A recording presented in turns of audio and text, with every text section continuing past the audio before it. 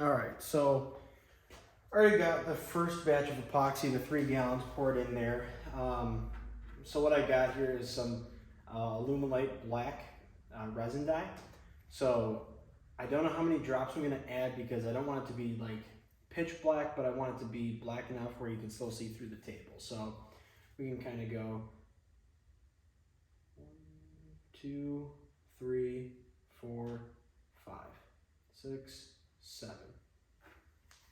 So we'll kind of go like that. We'll do like 7 there. Count the 7 for that.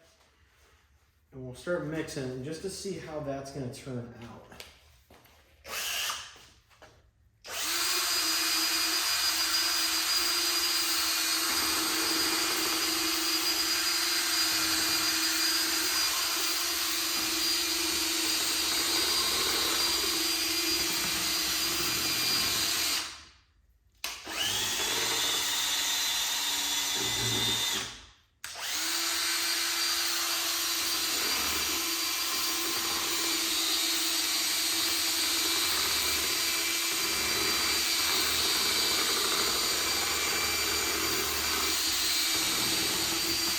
When you're mixing this epoxy, you got to make sure that you get the hardener and the, what is it called? Let me see.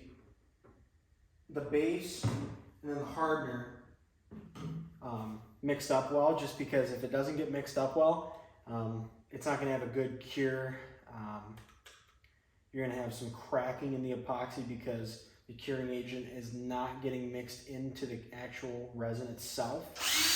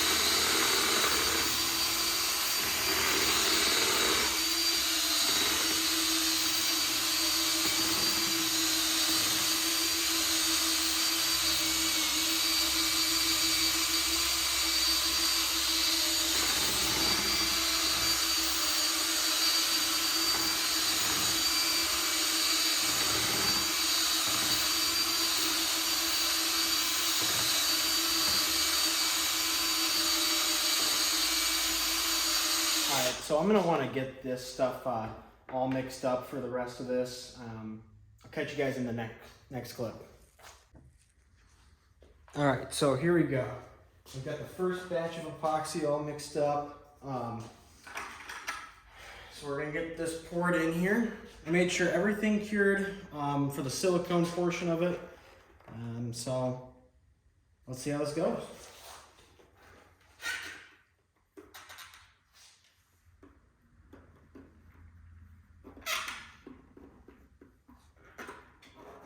Kind of spread it out evenly here.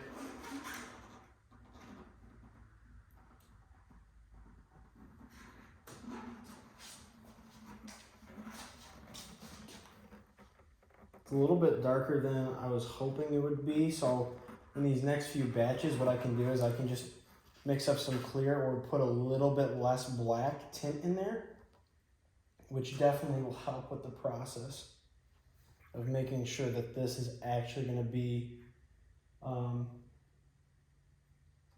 little bit transparent, which I can still see a little bit through there, which is still going to be good for me. So I'm pretty happy with this first